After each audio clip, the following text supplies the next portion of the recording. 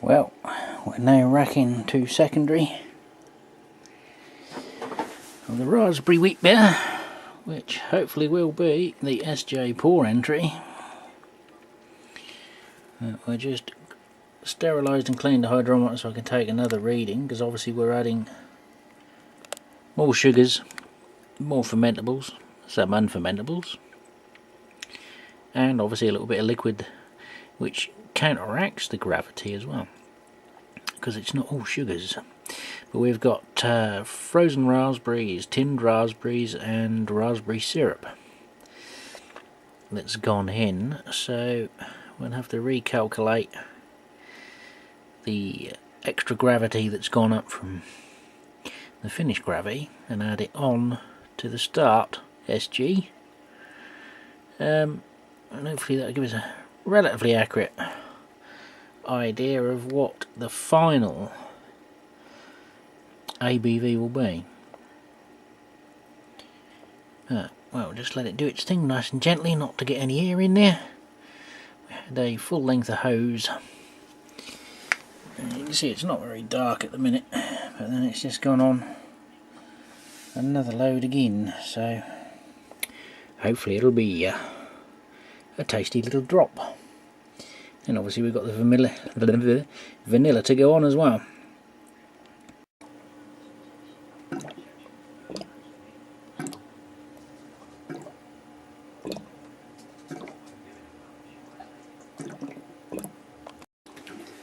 Yeah, so it's Homebrew Wednesday again, glug glug time, plenty of fermenting action with the wine on one and the SJ wheat beer on the other.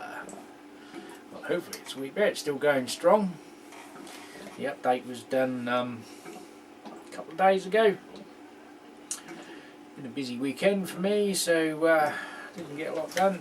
It was my birthday and we had unannounced, well not unannounced, but unplanned, well sort of unplanned, as I've mentioned before, the builders were about to descend upon us at some stage, and then they turned up Monday to do a quote on the ramp, and phoned up Wednesday saying they're going to start Thursday. Can I move the trailer out of the way?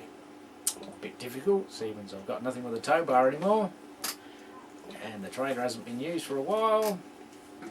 So long and short of some full word expletives from me, due to the lack of planning on their part, was they came Monday. So weekend I had to clear the front garden, make way for the builders.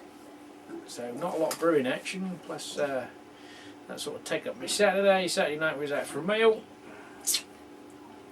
So Sunday was catch up, and I just basically had to get it done, so I just had to do it. So in the end I dug out another fermenter, racked it to secondary as you saw in the little clip there. So anyway, it's still going fairly strong, so I'll probably leave it another day, do it Wednesday, and got the vanilla. It's four Asda vanilla pods, which might seem a lot, but they're not very impressive vanilla pods. So, although there is a much more chocolatey, vanilla-y smell coming off of that, although the the alcohol, the vodka's still quite pronounced. But yeah, there's plenty more raspberries going on in there. So it's similar to the one I done in the Demijohn. So we'll see what it comes out like. Hopefully it's palatable. If not, I'll have to come up with a plan B rather quickly. But that's about it really. We haven't got a lot else going on. I still haven't had a chance. I bought those, well I imported those beers from Belgium to have for my birthday, one of those special ones, the Westvleteren 12, and it's still in the box down here. Haven't had a chance.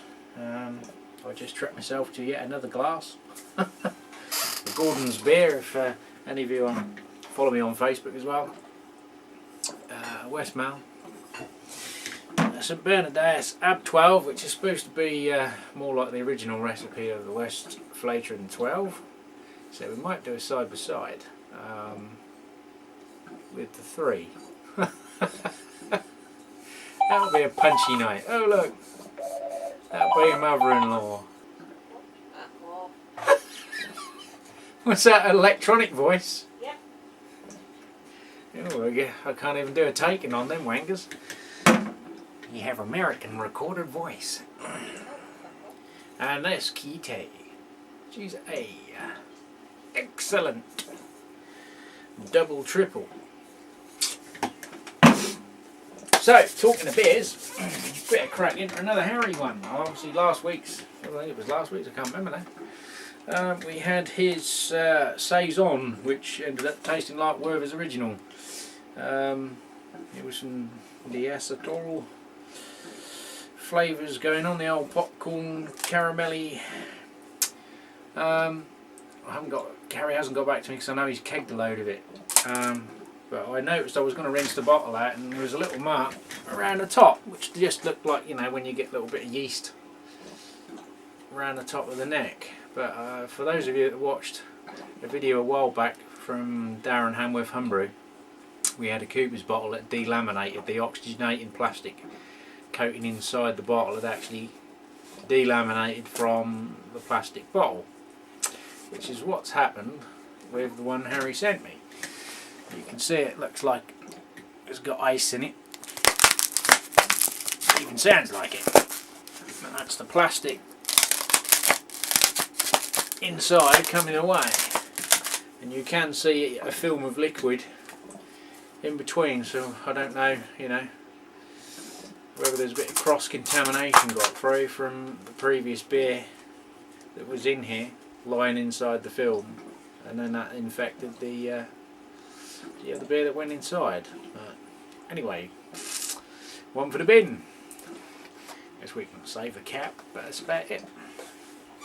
So yeah, hopefully that's the only reason why that beer had the taste that it was carried over from the other one. So we'll see what we can do with the Amarillo, which is the it's just an Amarillo Ale. May still be cloudy. Yes, it is still cloudy. It looks like there's some hot matter, a little particulate floating around in it. We don't worry about that. So we'll crack this one open. A little hiss. Oh, that's nice. Yeah. First time trying Amarillo. I know Amarillo and Citra go well together, and it does smell a little bit similar, not quite as intense as Amarillo.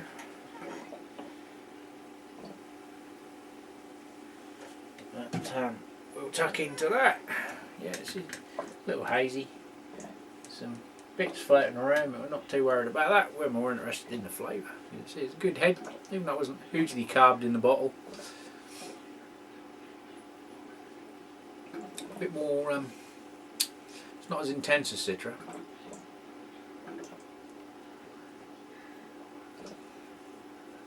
But more bitter. And that sort of gives you more, not quite the punch of an English bitter. Yeah, well, I'm glad I'm tried that hop, because I'm pretty sure I haven't got any Amarillo. Oh yes I have! I think I did buy some from Harry. I think I did. I got it on my hop schedule. Just there, 100 grams of Amarillo. Wow. Could be an Amarillo Citra wheat beer next then. After a hot day, or a hot week, and last week, end of last week, on a patio, in the sun. Now normally you'd be lounging on a patio in the sun, but unfortunately I wasn't. I was jet washing it all, removing all the loose joints and all the weeds, and now I'm re-grouting and re-pointing it all. So after being fried in the sun, this is going down a treat.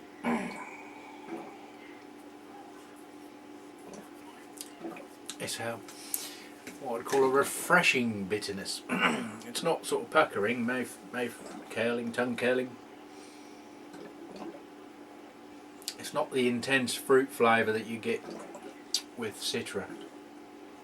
It's more mild. I can see how they balance, where obviously Citra gives you the flavour punch and this gives you the bitterness. But this is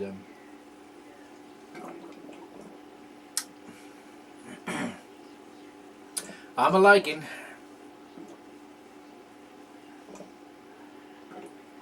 Don't know whether Harry just did a basic pale ale recipe sort of thing and check some Amarillo in the hop schedule.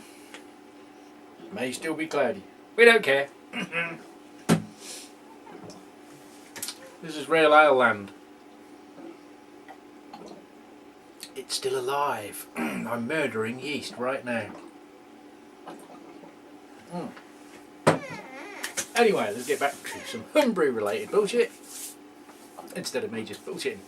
Yeah, so we've done a wine kit. I'm going to do that as a separate video, probably because that tagged with a Homebrew Wednesday would make it a feature length that only George Lucas could be jealous of. No, so there'll be a wine video. It's I don't know, they're not a premium kit, but they're not one of the cheaper kits. They're the sort of £20 to £30 price tag. I think the Cantina. It's a Pinot Grigio Italian white wine, fruity wine, supposed to be ready to drink in 5 days flat.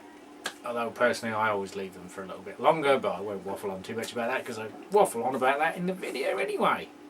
But yes, we've got a not brand new fermenter, but the other new fermenter, which is going to be kept purely for wine.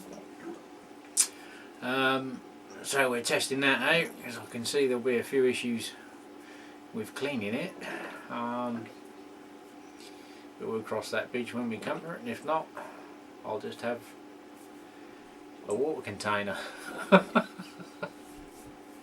put in the van when I'm making some cement or some shit. But anyway, yes, we've got the wine coming up, so there'll be a video on wine making. It's only a straight kit, fairly simple. Gives you a nice, supposedly a nice wine. I've never tried it before, so I've had it ages. I bought 2 fermenters. It came as a kit. It was another eBay job. I sort of stalked the seller until I managed to get one for a price I was prepared to pay. Just purely because I wanted the 2 fermenters with the taps, and you're looking, I suppose, £10–12 per fermenter, so 24 quid for a couple of FVs, plus your postage. So basically I ended up with a starter wine kit for the same, you know, I think it was 30 odd quid, 32, 34 quid, somewhere between 28, 35 quid, say. But you got everything with it. Obviously I got the 2 barrels, there was the hydrometer, the siphon, the thermometer, all the usual stuff you get with a starter kit, and obviously the wine as well. Although I did ask him if he could swap the wine kit for a rosé, but he wanted me to pay the 30 quid for the rosé kit, which I thought was, well, you know, either way I've won the kit, it costs you the same, but he wanted me to make the difference up, so I gave him that in a, you know, just paid and had the Pinot Grigio. So keep the wife going with 4.5 gallons of white wine. So yeah, we'll probably be bottling that at the weekend, hopefully, if we get a little bit of time. It's supposed to be a drink in 5 days, you know, ferments for 4, chuck the stabiliser in, blah de blah. Do the findings the next day, and a few hours later you can rack it off into another fermenter, degas it and bang it in bottles or start drinking it. But I suppose you could, if you had a corner, you could keg it and you know, give it a light carbonation and drink it as a sparkling wine, but not for me anyway. So yes, we've managed to accumulate enough wine bottles. I did have several, but we've got enough to do the kit plus any extras. So that'll be the weekend job, is bottling the wine. I shall leave, I don't know how long to leave the vanilla on, the intensity, how it will mould with the raspberry flavour, whether it'll even be detectable at all. I've racked the secondary, we'll chuck the vanilla in, and give it another week I guess and see what it's like, give it a little sampler. Obviously if that's okay, that will be my SJ port entry, but obviously for those of you that watched the brewing footage, I did have a little mishap. So we came up short. My 25 litre batch I think ended up 20 litres, which obviously doesn't equate to the full 40 bottles that would be required should it go through to, you know, the international circuit that you'd need 40 bottles to cover. Obviously I could brew it again, but I haven't got the same yeast, so I'd have to get another yeast. But if I bottle in 330s, I can obviously cover my base, and obviously working where I work, I can acquire some 330 bottles. In fact, I should have enough, courtesy of some Kleine Dumpy from Holland. Bottles that are already donated to the cause. Isn't that good of them? Sadly, I didn't get to drink the contents, but never mind. We're still working our way through all the Belgian beers before we start on Holland. Right, I'm going to enjoy this out. Flavour's changed now.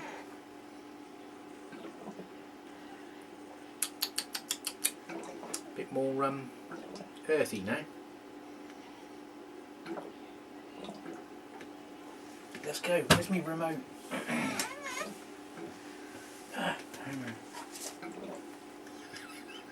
Right, see you next week.